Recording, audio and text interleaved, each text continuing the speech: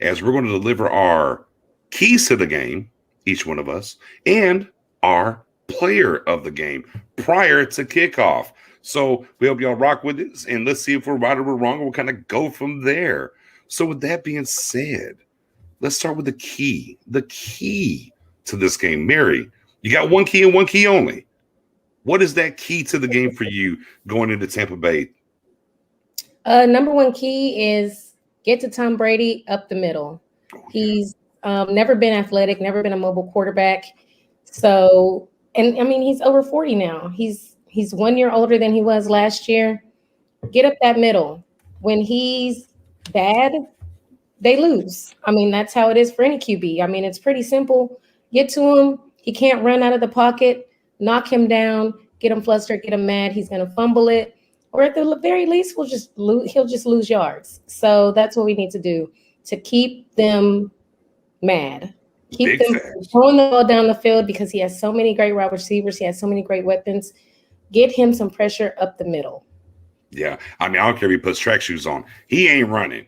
You ain't never allowed there, Mary. If they get pressure up that middle, the book's written on him. And look, even with if he feels the contact, we've watched him. He'll just, and he'll lay down.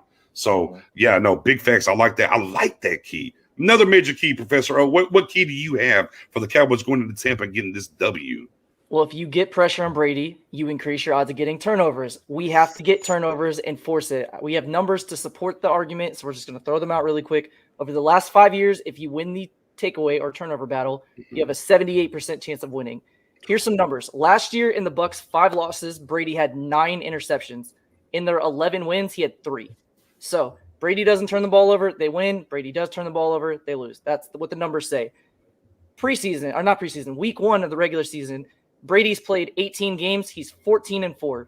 In the 14 wins, 36 touchdowns, 6 interceptions. In the 4 losses, 3 touchdowns, 6 interceptions. So he's threw the same amount of interceptions in 4 losses that he did in 14 wins. Take the ball away, Cowboys will get more opportunities with Dak, Zeke, and all of our weapons, and we'll win the game. Man, you already know. I mean, that's universal. If you win the turnover battle, something that we have preached here, Matt O, me, you, Mary, we have preached this all offseason. If the Cowboys can win that turnover battle, it shoots up, and especially against the wily veteran. The GOAT, right? The unequivocal GOAT. If you get that pressure, as Mary said, and then you go get them turnovers, Matto, but it looks good for us. Man, great stuff. Spoonie, your key to the game here for these Cowboys are going down there in Tampa getting a dub. Oh, listen, keys to the game, you have to be ruthless aggression. You got to be very aggressive on the offensive side of the ball. I don't think the Cowboys should start off by running the football. I think passing the football, utilizing a guy like CeeDee Lamb, who played the slot 93% of the time last season. He had one of the best numbers playing in that position by any rookie. Right. You got to be aggressive. We all know what Tom Brady has on his team with Mike Evans, Antonio Brown, Gronkowski, and so on. We have to do the same. Go score for score with them, and hopefully our defense can give us a stop that we need. Right. I mean, how about that ruthless aggression on defense as well, huh? Yeah. Be aggressive on both sides, all right? Listen. In preseason, we blitzed the 3rd most on any team in the preseason on third was down. it 40? We see that. I think it was 46, right? I think it was 46%. Yeah. So if we can see that, and when you have a guy like KZ or Hooker that you feel comfortable in that single high, that allows you to have a little bit more flexibility, get in that strong safety closer to the line of scrimmage, so you can blitz the safety. You got linebackers that are versatile. We got guys like Parsons that can get after the pass rusher. So let's be aggressive. And the key of that, being aggressive and whatnot, because if you're able to stop the run and you get into them 3rd and longs, you can unleash that blitz that Mary talks about, get to those turnovers a little bit. But you got to have that key that Spoonie said, ruthless aggression on that defensive side of the ball, as well as offense, and not be scared to go attack to make those things happen. Absolutely. For me, I think it's balance. I think balance is the key when it comes to this Cowboys attack offensively. I think that it's not one way or the other. We look at 70, right? And we talk about balance and what does that mean in the NFL in today's terms, right? If you average around 70 plays, the average of the NFL is 60 pass, 40 run. That's about where you're at. And if you look at your guys that won the Super Bowl last year, Matt O, right? We're looking at about 63 to 37, even, if you will, kind of both teams in that realm. So we're looking for that balance. Play action is key. I've said this before, because if you're able to run the ball a little bit, The play action is key. The good teams play action the ball well. Even when they don't run it well, they still run play action. It gives pause to those fast linebackers on the other side. So you're using the running game, even though it's not a real handoff, it's still balanced because you're giving them pause still that they have to think about the run. And then, of course, some of these passes, when you get up a little bit over the 50% range, they're just extended handoffs, whether it's a bubble screen pass to your running back, an angle. So it is getting the running backs involved for sure for the Cowboys. But it's a balanced attack in the right way, not dink and dunk. We're talking a balanced attack and attacking the defense the right way. And I think that's the way that the offense, a little bit of that ruthless aggression that Spoonie just talks about on that offense, that balance and attacking, not just in the run, but in the pass as well. So with that being said, so let's count them up for the keys to the games, guys. So we got pressure on Brady, go touch him up for Mariella, especially up the middle.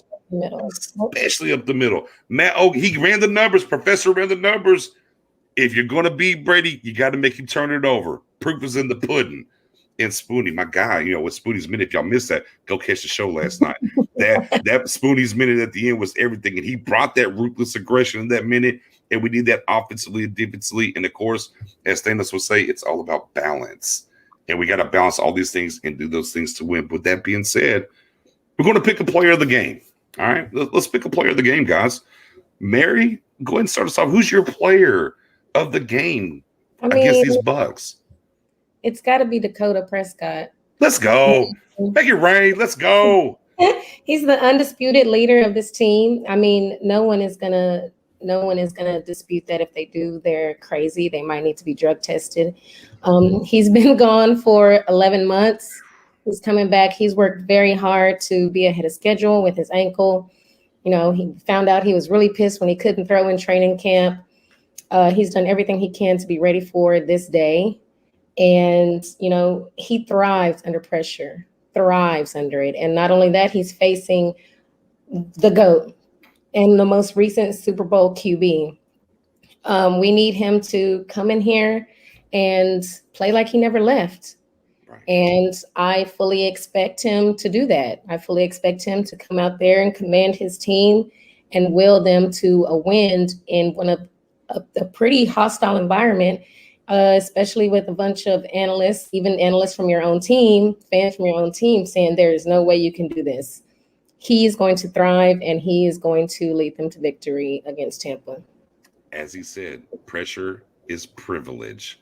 Yep. And you're not wrong. It's going to be hostile. The cannons are going to be firing. They're giving away the rings. It's going to be hostile. And as you said, Dave Hellman over there on DallasCowboys.com did say they're going to lose. So you checked all the marks there. And look, we know it's an unequivocal leader. You're not wrong. Everybody knows that. Hell, when he left last year, we saw the team not even care when Danny Dalton got knocked out. Like, whatever, man. Ain't that right? So every fan that wanted Andy Dalton to start, they kind of got quiet as time went on, and we heard no more about Andy Dalton starting.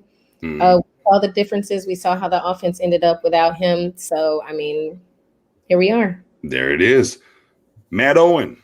Your key, or excuse me, not your key, but your player of the game. Yeah, real quick, I just want to say, Mary, I love your player. Dak, not Patrick Mahomes. Dak, yes, not Patrick Mahomes. Yes, not Patrick Mahomes. Throw that out there for anybody who's watching. Pay attention to that.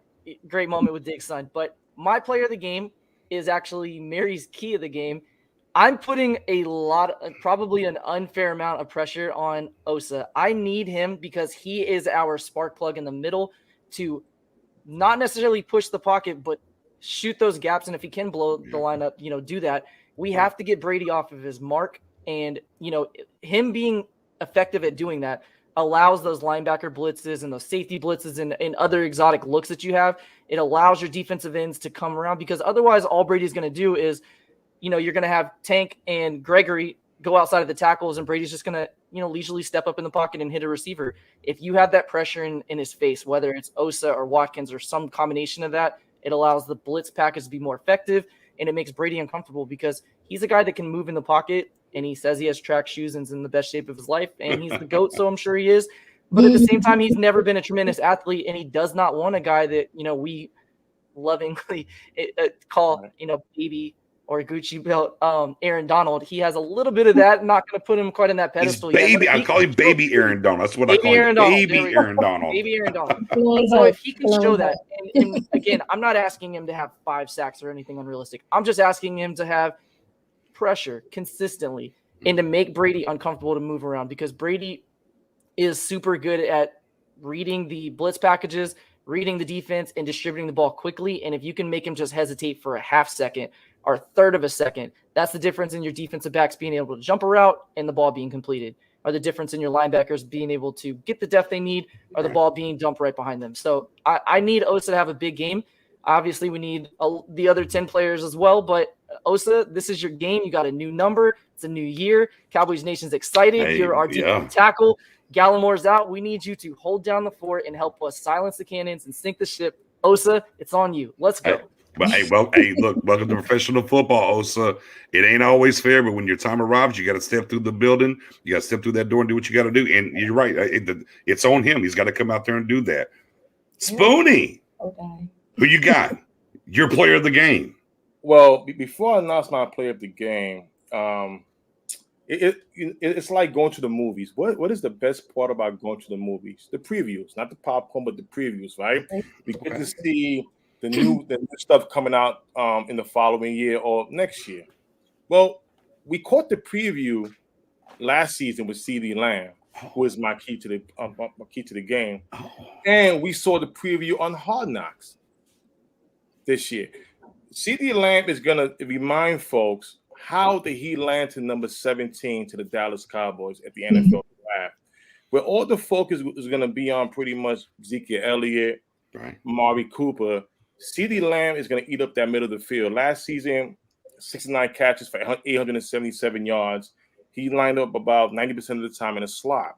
He will continue to do that, which is going to be a mismatch for a lot of players on the Buccaneers defense. And I believe Dak Prescott is going to take advantage, and CeeDee Lamb is going to say, NFL, I am here. Okay. You're on notice. Defensive backs, you are on notice. Notice. It's not just Cooper. It's not just Gallup. You got CeeDee Lamb to worry about. Yeah, that way. Yeah, that way. Let's go. Hey, you know what? I like this because we have we got 2 offense. My guy Matt O with the defense. I'm gonna balance this thing out. I'm gonna go defense as well. Me and Matt O, we got to put ourselves back to back here in the foxhole, and we're going rookies. Man, it's Micah Parsons, guys. Let's go. Come on, man. The Lions always hungry, right? He's ready to be unleashed. We saw him. Boy, he couldn't play another play. Boy, he's on the phone. You see him. He's pouting. Boy, he's just ready to play. And, we got to see a little glimmer. Oh, he's a nose tag always dropping in coverage. Oh, he's coming off the edge. Like, we got to see a little glimmer of that. And now we're about to go and watch him address the NFL to say, to borrow Spoonie's line here, I'm here.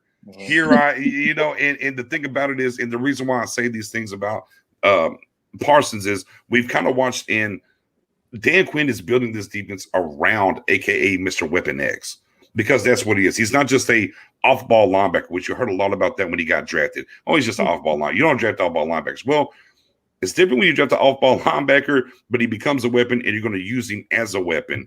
And Dan Quinn has given us enough insight to see that they're going to put him all over the field. The 4.39 speed is real. He can help you, as Mary said earlier, get pressure on that quarterback.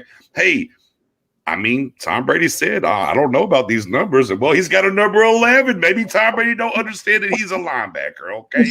I don't know. Maybe he thinks he's rushing, but then he drops back and maybe gets an interception. So for me, it's Micah Parsons. I think he's ready to be unleashed. I think he's like a ball of energy ready to rock. And more so, and more importantly, I think it's about Dan Quinn and how he's going to use him. And this is some of the reasons why I think the corners and different things that we might worry about. Here's what makes it great for me as I think about this, because they're going to feed off of him as they feed off of Dak. He's really going to be that kind of guy on this team. He's already, like, we've watched it through Hard Knocks, right? We've seen it. Like, he's kind of the Dak-esque guy that we needed on. No disrespect to D-Law, none. D-Law's never done what we've seen with what he's done with this team. and what he talks about and how he moves. No one's used another player on the team, and that's kind of salute to Dan Quinn again, and how they're going to use him and build this thing around him. And I think that's the great unknown going into Tampa. They don't know what's coming when it comes to Parsons, and I think they have a plan, and I think Parsons is going to be able to execute that plan with that 4.39 speed. Maybe he said the line's always hungry. Maybe he eats a little Zeke. Maybe he gets to eat a little bit, right? And he comes and does what he needs to do. So Thomas Brady is on the menu. Yeah, you know what I'm saying? Get a little leg from little Thomas Brady. You know what I mean? He's gonna get that pep talk too. Quinn's gonna be like, "You're playing the GOAT.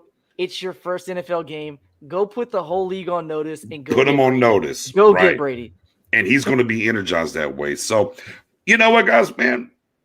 If you do tune into this is our keys, not only to the game, but our players of the game. Make sure that you hit that sub button.